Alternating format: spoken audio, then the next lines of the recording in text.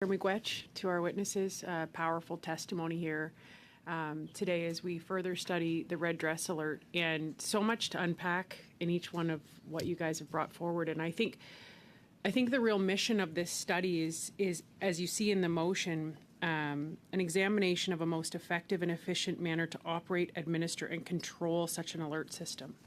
So it's really trying to hash out how we ensure that it works, right? I think those are going to be the critical pieces. Ms. Campbell, if I can start with you, you gave some numbers, and I think numbers are really valuable because I think when you can see the numbers of what's happening, and then if this, and everybody, I think we have unanimous consent around the table. We all support this red dress alert. If the red dress alert, or when the red dress alert is implemented, what do those numbers look like? So if you could reiterate the numbers of missing or murdered, if you have them handy, and if you need a minute, I can go to someone else while you grab them. It's okay. You take your time to grab those.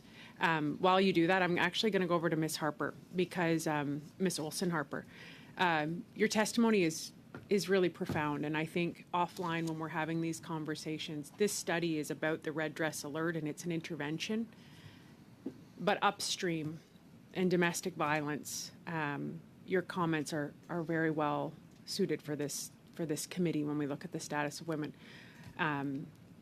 One of the things I've spoken a lot with men who've been incarcerated is they say they come out worse than when they go in. They don't have access to programming. And we've heard testimony in other studies that behavior is communication, right? And we understand why somebody is doing what they're doing to help them redirect that. So I just want to say thank you for saying that, because I think we have a lot of work to do. And I'll go back over to Ms. Campbell for those numbers.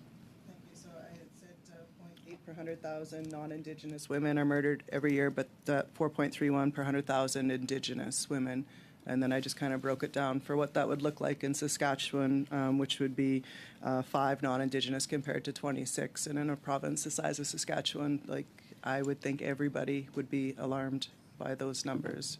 As far as, what I think the alert, in talking with my mom yesterday about this, we see, and MP Gazin has spoken about the Amber Alert and about how about 80% of the children have been found and located.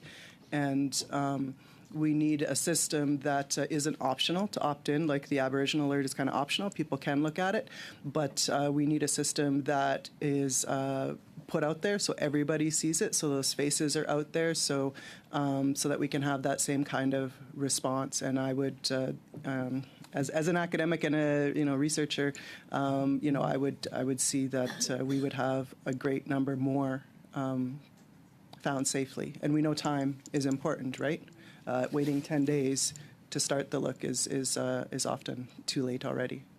Yeah, I really appreciate those numbers. I think that 80% number, when you look at the Amber Alert, 80% success, that's 80% lives, right?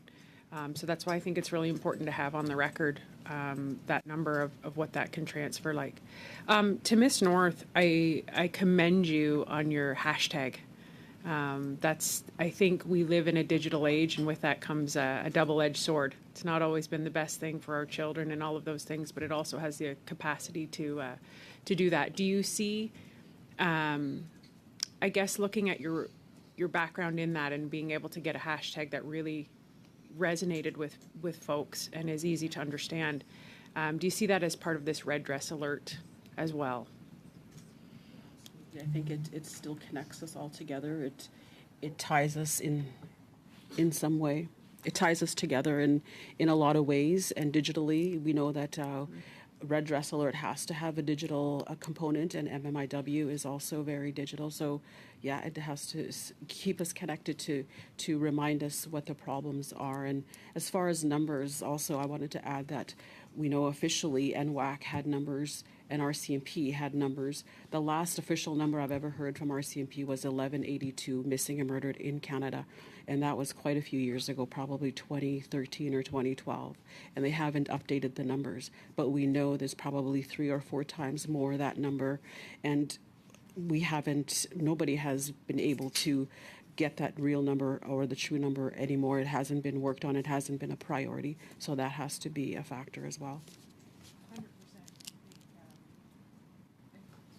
I think data is the driving force behind efficiency, right? If you don't have the numbers, you can't really do that, and those numbers need to be changed for certain.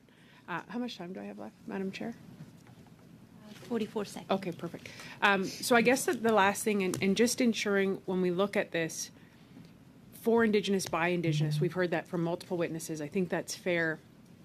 Do any of you, in a short amount of time, have recommendations to put into this report of what that looks like from a federal rollout perspective of how that is implemented and still having a sort of key operator? How do you see it? Do you see it as the minister operating this? How do you see it rolling out?